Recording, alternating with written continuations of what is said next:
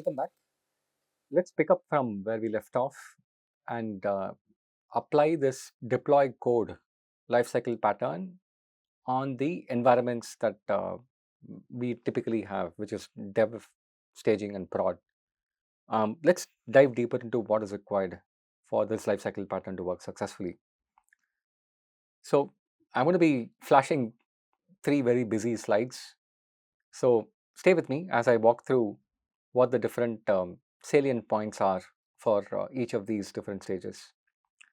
So first up is the dev stage. So I've got the laser pointer up here, so you can use that to follow along. So this um reference architecture slide shows what typically happens when the model development happens in the dev stage.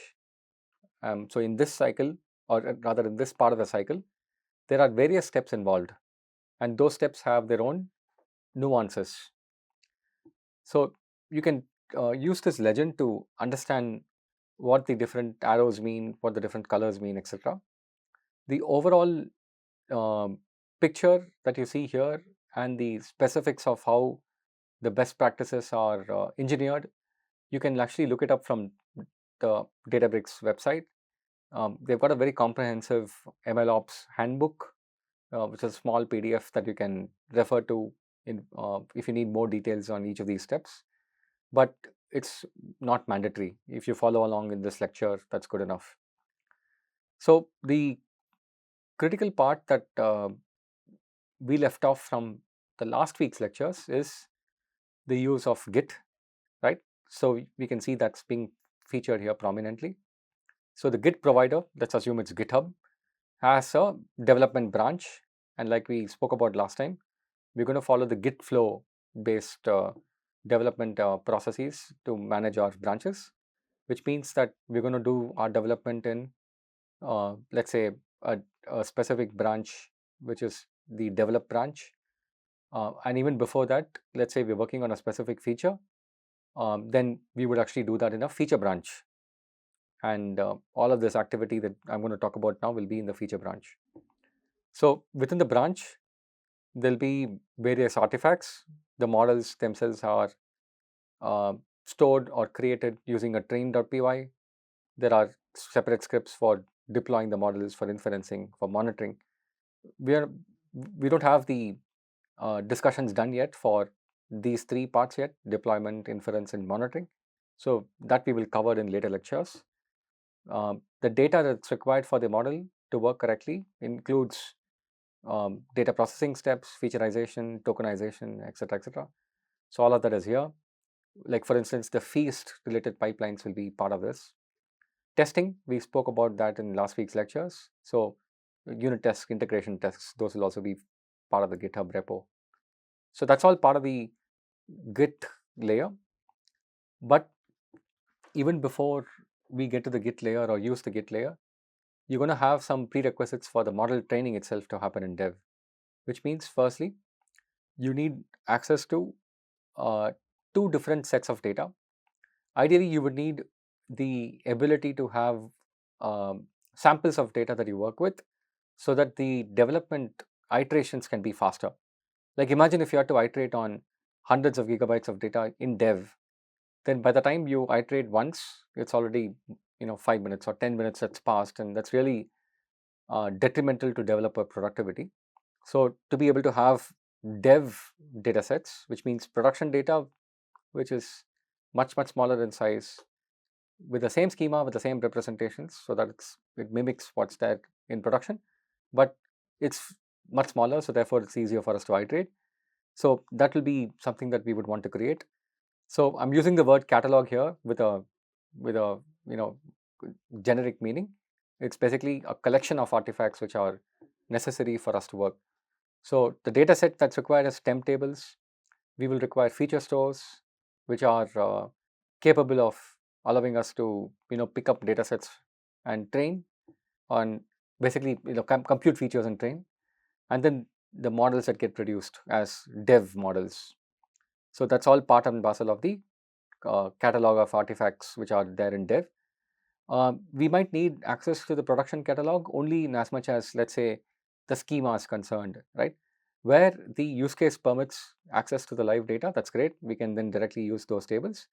But in many cases, we might just be able to have access to the schema only. Typically, these catalogs, because they pertain to data or databases, get housed in a lake house kind of an architecture, which means it might be a data lake, it might be a warehouse, it can be a database. It doesn't matter to us as far as the model development lifecycle is concerned for MLOps. So that's step one. So we would have these as prerequisites. For the development to happen, obviously EDA needs to happen. So the EDA cycle starts by exploring the data sets, understanding provision, understanding patterns of distributions and things like that.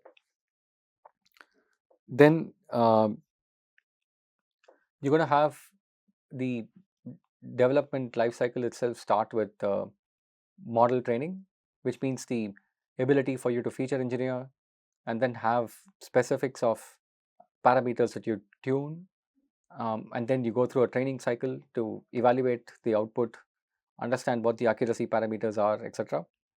If all of that works out fine, then you ensure that the model that you've picked up can be considered for validation.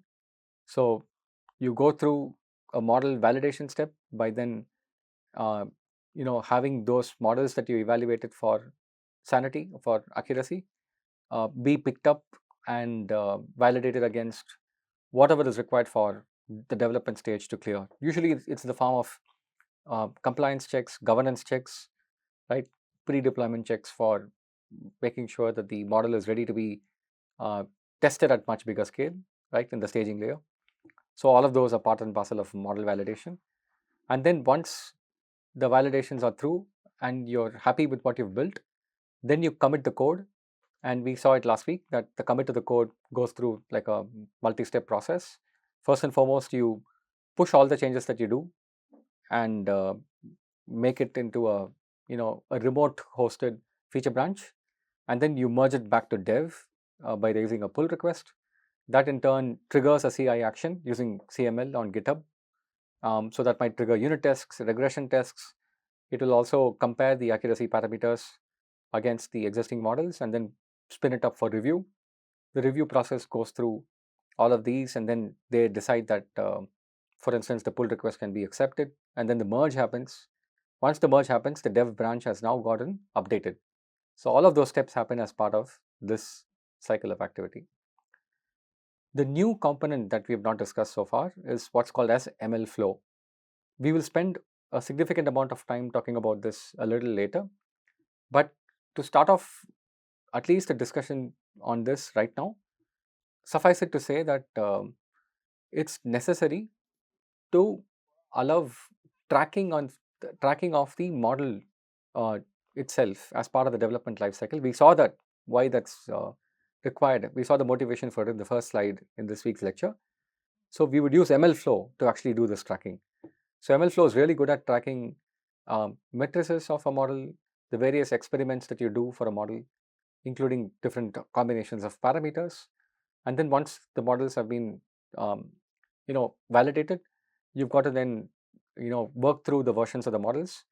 So instead of checking the versions into GitHub, you can actually register the models into ML flow, and the registry keeps track of whenever models are getting updated, models are getting used by some other validation steps or some other output inferencing code, etc.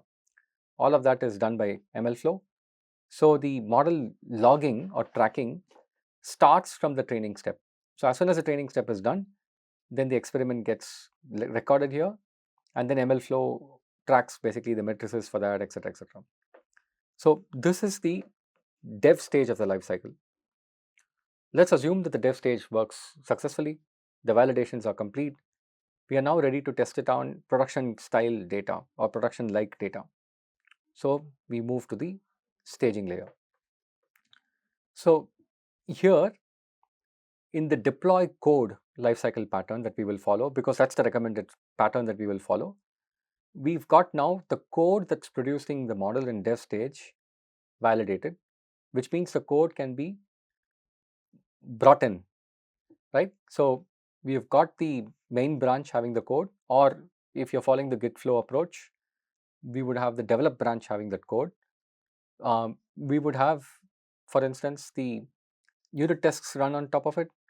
The unit tests might validate the code and also do some sanity checks like we spoke about. But then we bring that code into the staging workspace or staging environment. And here we've got access to staging data. Like unlike the um, dev stage, or rather the dev environment data, which is just samples, here in staging, the temp data that we're talking about is actually much more voluminous, much more closer to production. And therefore, the model training that happens here is happening on larger data sets. Note that we're not actually doing any model selection per se. Obviously, if you use techniques like AutoML, which is automated machine learning, then the model selection itself might trigger a new model, a new category of model to get selected based on the real world voluminous data that you might have in staging. But at least for the classical ML, for the homework examples, we're not going to change the model itself, uh, the model type, I should say, right? Because the data has changed, the training happens again, but we're not changing the code per se, and we're not changing the model type. So model training happens, that goes through some tests. Once it's trained, the output is validated, and then once that's done, then the CI automatically deploys. Inference happens to ensure that the model works end to end, and then finally monitoring uh, allows us to continuously pick up the fact that the model works consistently over a period of time, over uh, high velocity data for a duration of time, etc., etc. All the sanity checks that we want to do, that happens in staging. Here again, ML flow plays a critical role for tracking versions of the models, the parameters that get eventually materialized into serving, and then the matrices associated with those models. And each time the model gets used, it also gets logged against the usage as well within ML flow. So that's with respect to staging. At some point, you're going to have the outcome from this uh, be successful or be like a failure. If it's a failure, then you go back to dev and then repeat the process. If it's successful, then you might take a call to say, look, I'm ready to merge the code into main because I've done the staging validations. So at that stage, at that time, you make either a release version that you spin off and say, okay, this is the final release of the champion or rather the challenger model, or you basically do a pull request into main and then have main itself be branched off into a release, right? So then that brings us to the prod environment. So here we, uh, because we are following the deploy code approach, we take the final version of the model, and that final version of the model comes from, rather the final version of the code that's produced the model, that comes from the main branch or the release branch rather. And the release branch will provide the code along with the various artifacts associated with it, including the configuration files, environment files, etc.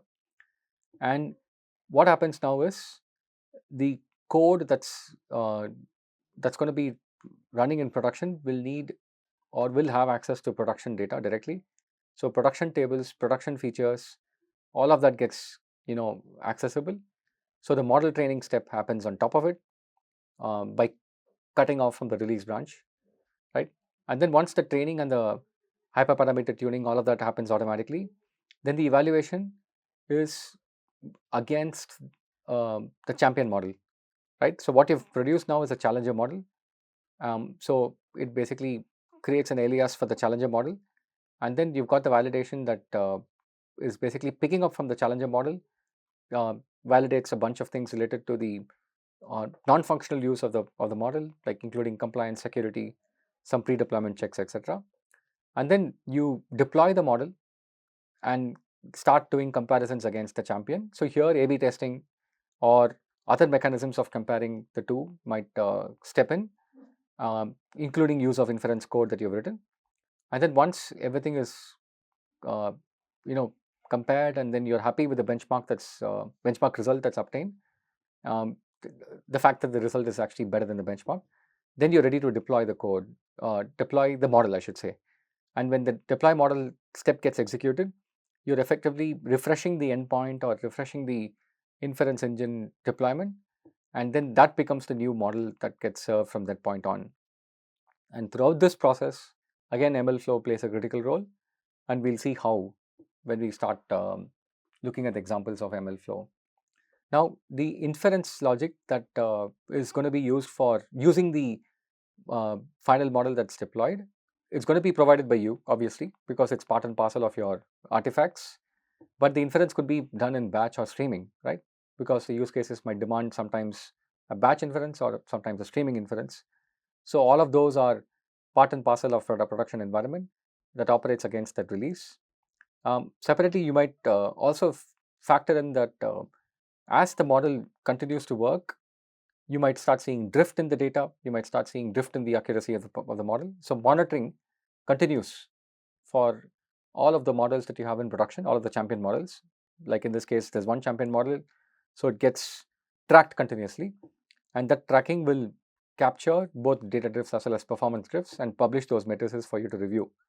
Now, the publication of those matrices are also back into ML flow, so that you can take a look at how the current runs have compared against the previous runs or the runs that you first ran, because at that time the model was very good. Now it's actually degraded in performance.